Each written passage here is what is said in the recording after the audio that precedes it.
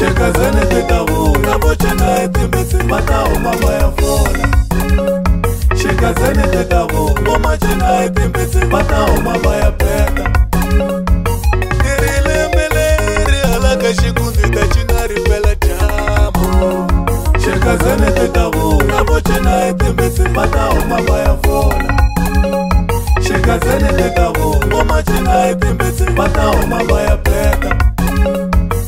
irilembeleri alaka kova ni ta cina ripela dyambu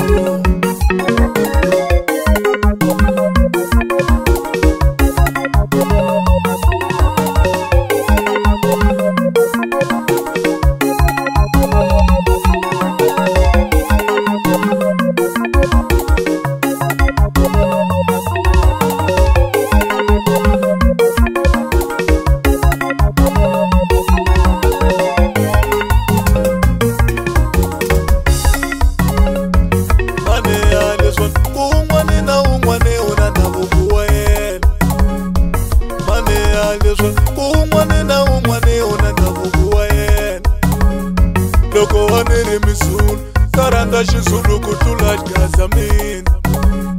loko waniri misulu taranda xisulu ku tlula xigazamini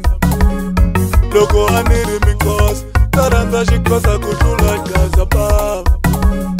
loko waniri mikosi taranda xikosa ku tlula xigazabava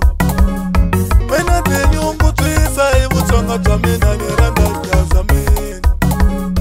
mina tinyungubyisa hi vutsonga bya mina ni rhandza xigazamini ni ku lembeleli ni lava va longoloka vo texa swi ta vo mani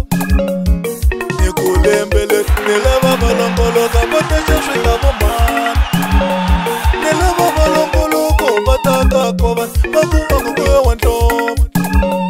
ni lava va longoloko va taka kova va kuma ku kuya wa nhloko